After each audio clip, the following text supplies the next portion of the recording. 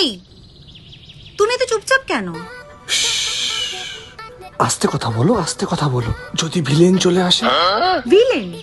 আর এখানে? তুমি জানো না, গ্রিন গবলিন যখন তখন যেখানে সেখানে চলে আসতে পারে। Green Goblin? সেটা আবার কে? আমার হাতটা একটু ধরবে? এই হাত শুধুমাত্র কলকাতাকে বাঁচানোর কাজেই লাগবে। তাহলে আমাকে কে বাঁচাবে? আমি।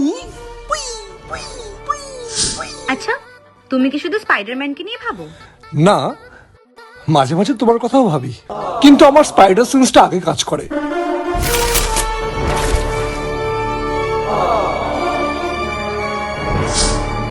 তোমার ফোনে ওয়ালপেপারও স্পাইডারম্যান?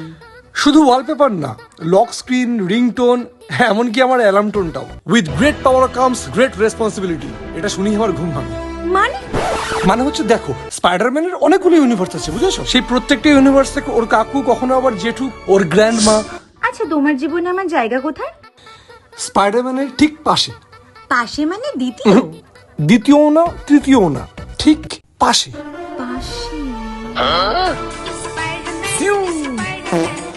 আরে কি হলো, কোথায় আছো তুমি?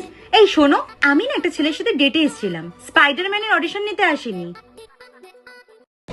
যেই ছেলেরা স্পাইডারম্যান দেখে তারা শুধু স্পাইডারম্যান দেখে না, স্পাইডারম্যানের মধ্যে নিজেকে বাঁচে। আর আমার কাছে এই তোমার আমার ডেটটাও একটা মিশনের সমান। এই মেরি জেন, কোথায় যাচ্ছো? দাঁড়াও, গবলিন চলে আসবে।